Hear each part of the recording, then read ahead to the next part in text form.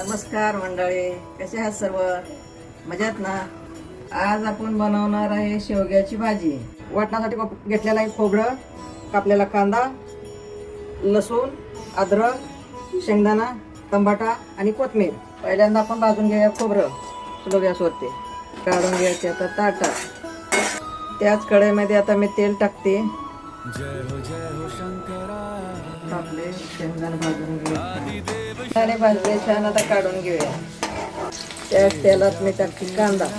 कांदा मऊ झाला की टमाटो टाकायचा. आता तुम्हाला टाकायचं असं तर टाका, तुम्हाला आवडत असं तर टाका, नाही तर नका टाकू.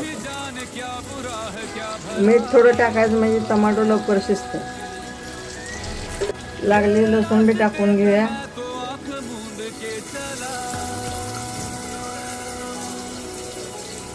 कांदा टमाटो आता एक जीव झालाय. एक चमचे धना. तुम्ही बघू शकता वाटण्यासाठीचा मसाला रेडी आहे. आता साईडला काढून घेऊया.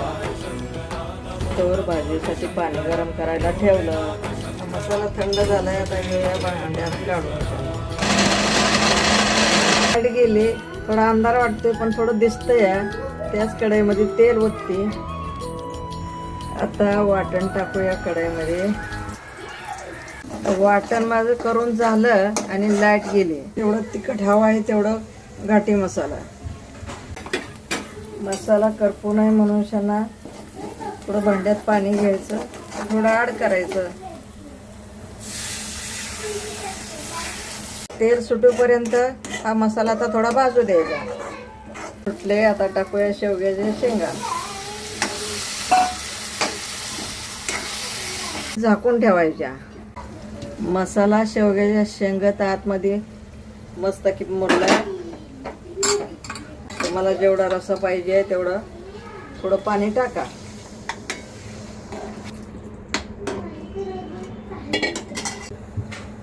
चवीनुसार मीठ टाका. उकळी आली की असे हलवायचं, झाकण लावून स्लो गॅसवर 10 मिनिटं शिजू द्यायचं. मधून मधून झाकण काढून बघायचं शेंग शिजली का नाही. कशी झाले बघा भाजी. मस्त तेल सुटलंय छानसं.